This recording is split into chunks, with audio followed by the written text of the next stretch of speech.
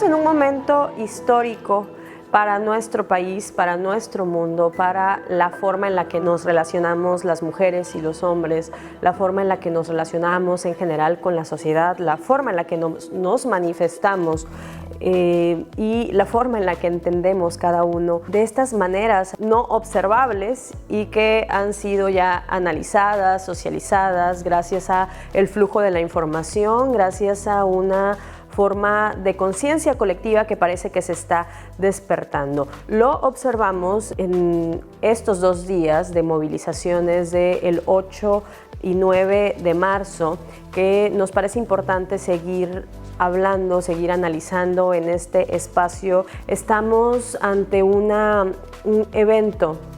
que fue una serie de manifestaciones en una muy buena parte de los rincones del planeta, en el que las mujeres salieron a levantar las voces por el sistema patriarcal opresor que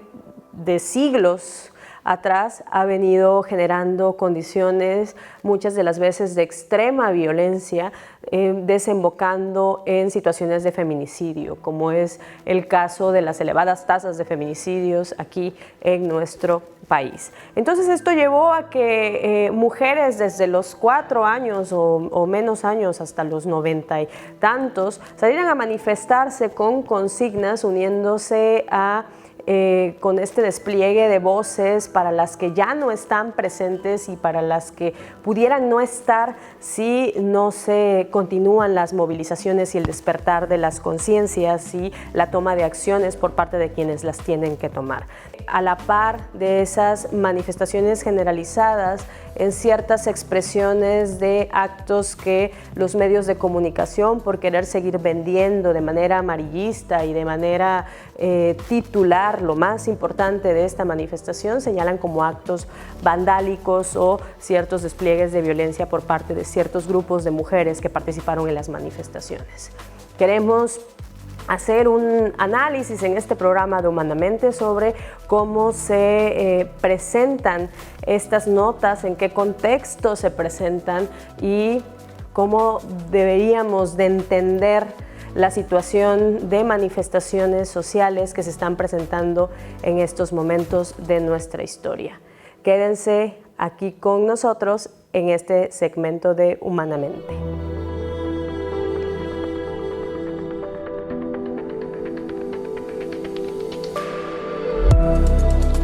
Gracias por seguir conmigo en el segmento de Humanamente. Mi nombre es Erika Claire Caicedo y como lo decía en la introducción, tuvimos un par de eventos que seguramente no serán los únicos que se harán a lo largo del año, tampoco son los únicos que se hicieron, pero sí los más grandes de nuestra historia reciente, de las movilizaciones feministas, las movilizaciones también de mujeres en general. Estas movilizaciones del 8 de marzo sabemos que tienen como marco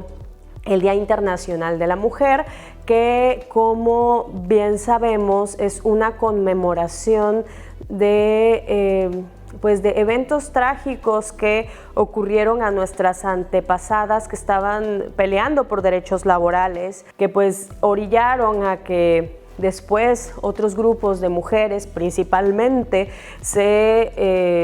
pues exigieran que se prestara atención a las condiciones laborales, a estos actos criminales que se estaban ejerciendo contra ellas. Específicamente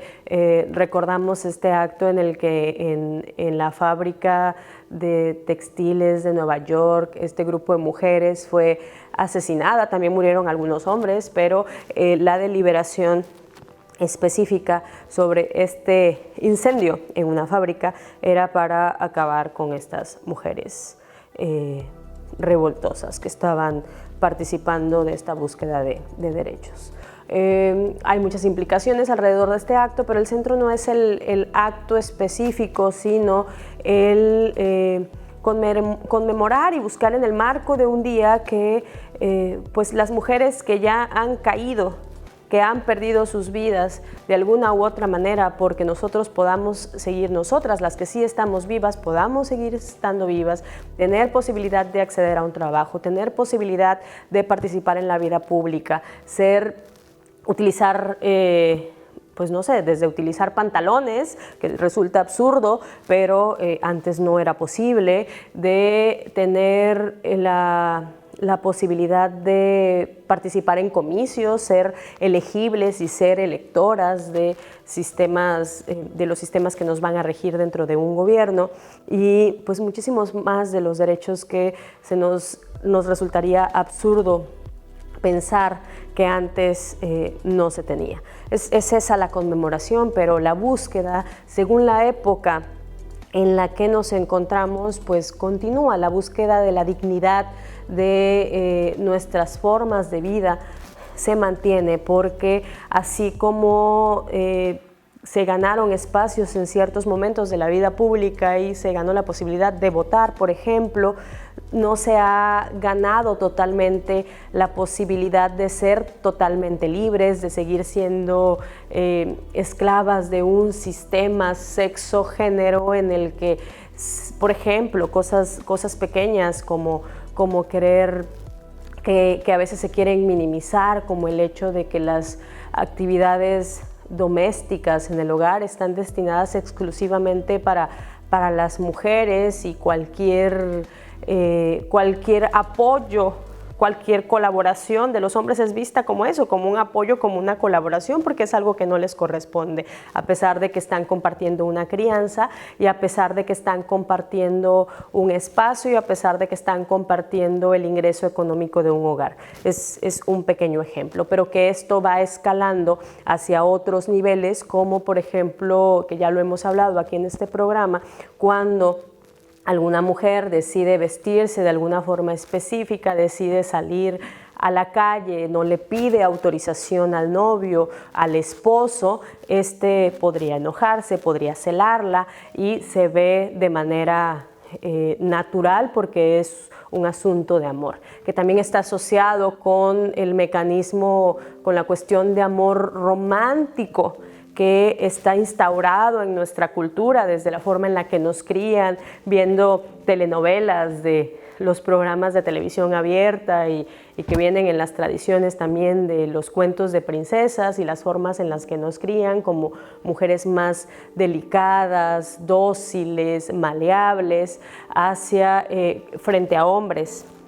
que más bien tienen que ser fuertes, controladores, dominadores, y se genera este tipo de relación. No es algo reciente, no tiene que ver con las princesas, no tiene que ver con las novelas, sino con todo un sistema patriarcal histórico que ha instaurado nuestra cultura, nuestra fundación misma, y podemos ver los ejemplos de nuestros mitos fundacionales, sí, en la mitología clásica griega, pero también en los mitos fundacionales de las religiones que se instauran como un sistema que en inicio no estaba dividido del gobierno. Por ejemplo, el mito fundacional de Adán y Eva, en el que Eva sale de la costilla de Adán y Eva tiene que mantenerse, así como el resto de las mujeres, ante la dominación de los hombres. Entonces ahí vemos algunos vestigios de cómo se conforma el pensamiento que va a desembocar en un sistema patriarcal en el que se cree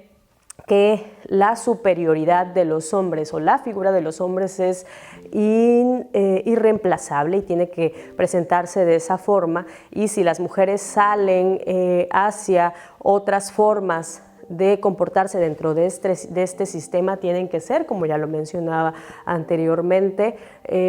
tienen que recibir sus castigos ejemplares, como por ejemplo la violencia de género que se podría presentar y el desemboque hacia los feminicidios. Se agrega a esto, ya lo hemos hablado en programas previos, el sistema de justicia o la falta de un sistema de justicia eficaz y eficiente que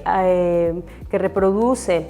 las impunidades que se dan en los sistemas institucionales familiares hacia el sistema institucional macro, en el que se minimiza y se categoriza como en un principio, antes de que se denominaran feminicidios, algunos crímenes pasionales. Había posibilidad de hacer eso, incluso cuando en las actas matrimoniales se hablaba de cuáles eran los roles específicos que tenía que cumplir el hombre y la mujer. Entonces es algo complejo que traté de resumirlo de una manera muy acelerada, pero es un ejemplo de cómo un sistema muy grande, muy grueso, muy instaurado en nuestras psiques, en nuestra cultura, en nuestras entrañas, está por todos lados y se tiene que derribar. Entonces es el centro de las manifestaciones, y uno podría preguntarse que cuando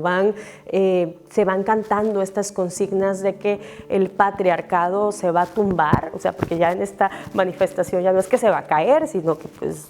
lo vamos a tumbar, y es en este asunto de lo vamos a tumbar que se despiertan muchas incomodidades, sobre todo para quienes les incomoda el salirse del régimen, de la estructura patriarcal que ya la tienen muy internalizada. Entonces, desde ahí, desde esas exigencias de que cómo que estás pidiendo que, o sea, ¿por qué no lo haces con cariños? ¿Por qué no lo haces con unas cuantas caricias? O lo dices más suavecito, suenas como muy histérica, enojada. Por supuesto que hay un enojo generalizado, y si lo quieren englobar dentro de alguna patologización específica, pues es un asunto de los individuos que lo quieren hacer, pero lo hacen definitivamente por esas emociones y esos temores que podrían estar despertándose. Pero resulta interesante además para todo este análisis de cómo enojan las manifestaciones que llaman, por ejemplo, vandálicas, violentas, cuando se hacen pintas, grafitis hacia ciertos monumentos históricos, incluso hacia algunas cosas que van de paso. Sobre todo llama la atención, y es lo que resaltan en los medios de comunicación, que decía que quieren mantenerse leídos y parece que no quieren salirse del sistema patriarcal, porque no hablan de la relevancia que tiene que cientos de mujeres, que miles de mujeres salen a manifestarse uniéndose en sororidad hacia el exigir, el cuidarse mutuamente. Incluso hay algunas consignas que señalan que la policía no me cuida, me cuidan mis amigas, ¿no? Cosas como esta, que son muy fuertes, y dicen, pues yo ya no confío en el sistema de justicia que se está impartiendo, confío más en las otras mujeres que en este sistema, lo cual derriba también esta forma de pensarse machista previa, en la que no puedes poner a dos mujeres a trabajar o a hacer cosas juntas porque se van a pelear. Claro, en la lógica de este sistema patriarcal, de este sistema machista, en el que la mujer va a estar al servicio del hombre y tiene que estar siempre en esta disposición de mujer dócil, pues van a poder verse ellas como competencia. Sí, se va a instaurar, pero estamos en un momento revolucionario en el que ya se ha dado cuenta, se ha dado instancia de todo lo que ha generado ciertos comportamientos que a lo mejor anteriormente no estábamos conscientes de ellos. Entonces, observamos en estos actos, y digo, pues sororidad hace referencia, es un vocablo más o menos tomado de esta exigencia de pues, movimientos feministas, sobre todo de mujeres negras, que en sus grupos hablaban de sisterhood, y era una manera de protegerse entre ellas ante ciertos contextos de opresión específicos para su grupo social oprimido. Pero en este caso pues se retoma por algunas teóricas feministas y se habla de sororidad, ¿no? Somos sororarias, es solidaridad, compañía, apoyo mutuo. Pero entonces menciono esto porque es algo que también resulta revolucionario y resulta un acto de rebeldía ante pues quienes no me van a servir para nada y no me van a cuidar para nada. Entonces aquí es en donde podría entrar nuevamente estos discursos de odio y de extrañeza de algunos grupos de hombres que piensan que es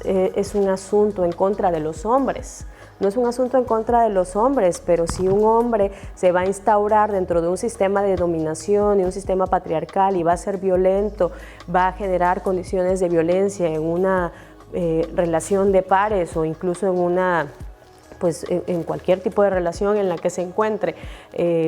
pues de uno a uno o hacia varias mujeres, pues por supuesto que es hacia esos hombres.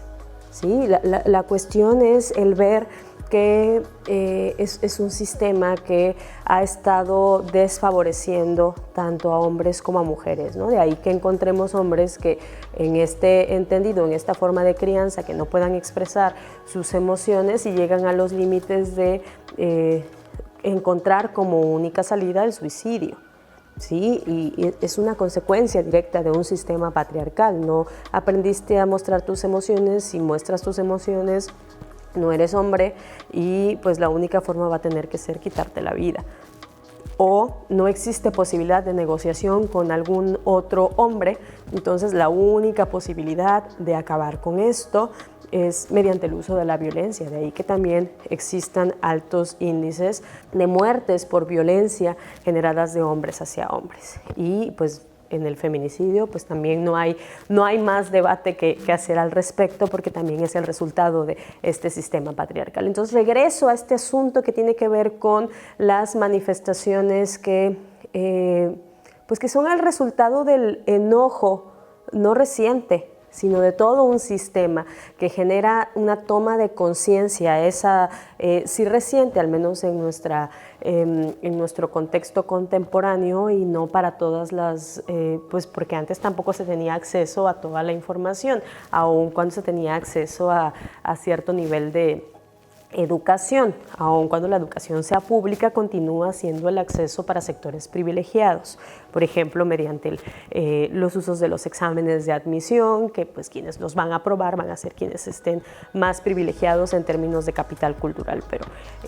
esto va a ser un asunto de otro tema. Pero regresando a este asunto, a mí me llama mucho la atención y lo discutía con parte del equipo, que hay este enojo por el despliegue de la violencia es evidente. Si me muestran imágenes de una persona rompiendo un vidrio, pues yo a lo mejor traigo a mi memoria de cuando me asaltaron en alguna ocasión, o algún grupo de delincuencia hizo algo por el estilo, y pues generalmente lo que asocio es un acto vandálico. Pero vamos a pensar, o sea, vamos a analizar en el contexto en el que se ubica. Es un contexto un contexto revolucionario. Recordemos que el uso de la violencia, y es aquí en donde quiero recuerdo inmediatamente a Frantz Fanon, que es un teórico postcolonialista muy importante y además muy polémico por este asunto, que él, viniendo de Argelia y hablando de la opresión en un contexto de colonia, en un país colonizado, una colonia francesa, en el que habían ciertos grupos, seguían habiendo grupos que se mantenían dentro de la dominación, y los más marginados, los más dominados, él dice, van a ser los más enojados y los que más reacciones violentas van a tener en un intento por salir de esta relación opresiva. Es una cosa casi natural. No vas a esperar que quienes estén asimilados, por ejemplo, en ese caso, a la cultura francesa o a la metrópoli, van a estar enojados porque ya lo tienen instaurado, a pesar, él siendo psiquiatra y siendo analista social, filósofo en general, pues no, evidentemente la asimilación genera muchos daños psicopatológicos y en términos de relaciones sociales, pero quienes toman conciencia y se mantienen en la